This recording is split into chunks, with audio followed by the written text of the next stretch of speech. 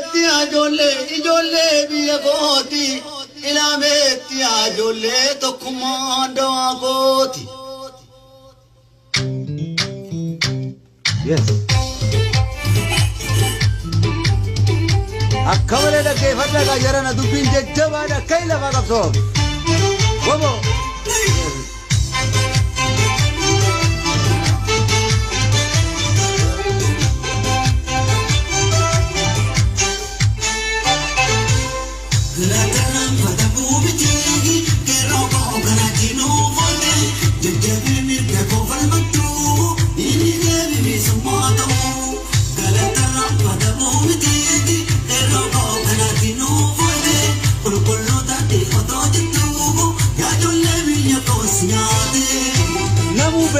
Kamale gadi lakkisa jechuu keenya qeeroon sooshaal miidiyaa irra hojjetan facaasa amma geessisa kanuma dubbiin ejjenna gurguddaadha kun safaataadha miti.